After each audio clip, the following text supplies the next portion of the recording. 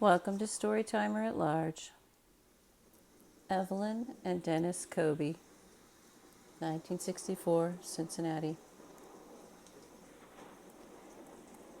The day before Thanksgiving in 1964, Evelyn, 29, and Dennis Coby, 33, were murdered in their car in their own garage.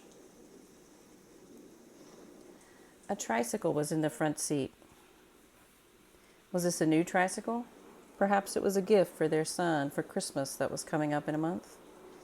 Maybe they had gone to pick it up and the two were going to hide it before their son got home from school. Both of their hands were up, and both were shot with a .38 caliber weapon. Both were in the back seat of the car. Mr. Coby's body was seated, and Evelyn's body had fallen onto the floorboard of the back seat. It's unusual, interesting that they were in the back seat. Were they ordered to get into the back seat? Were they voluntarily in the back seat when the killer surprised them? This makes me think of the Mary Caldwell and Edward Mitchell murder in Toledo. Edward was shot multiple times about 300 feet outside the car and dragged back to the car and placed in the back seat on purpose. The killer then set the car on fire. Mary Caldwell had multiple skull fractures, but it was not mentioned if they were from gunshots or from bludgeoning. But it's that purposeful placing of Edward Mitchell into the back seat that sticks out. I wonder if this killer had a hatred of couples or sex or was a religious fanatic and wanted to shame this couple. I wonder if this is the same killer who possibly lived in both those areas.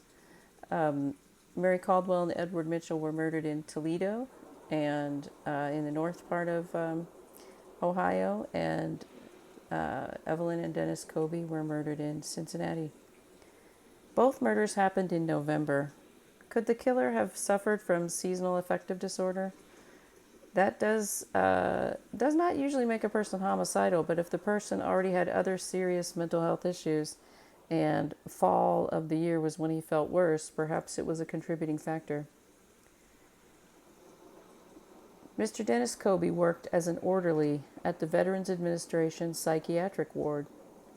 Could a former patient, perhaps upset with him, have done this? Who lived in the area? This was a daytime murder. Their garage is one of those underground kind, built into this hillside of their front yard. Their garage is right in front of their house.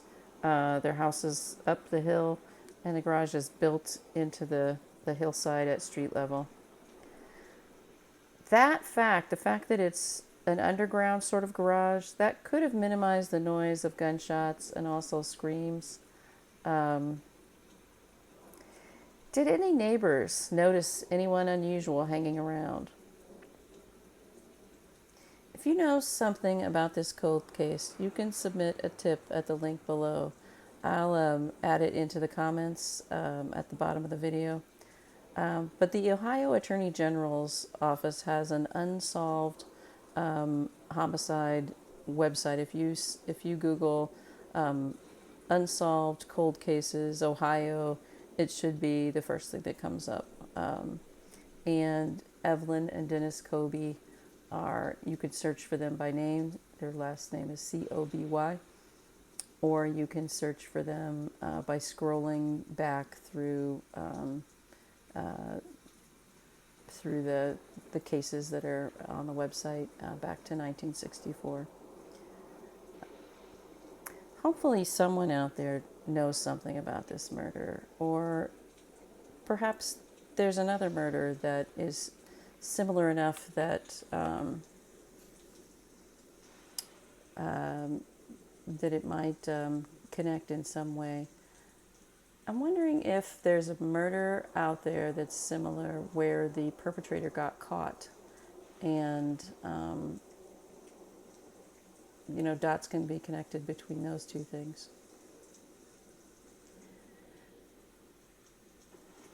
Again, this one is all the murders are sad, but this was the night before Thanksgiving. Their son came home from school, couldn't find his parents in the house,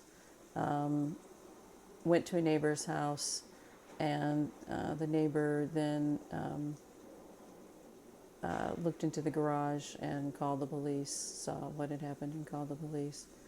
And then that poor young boy had to grow up without his parents. Rest in peace, Evelyn and Dennis Coby.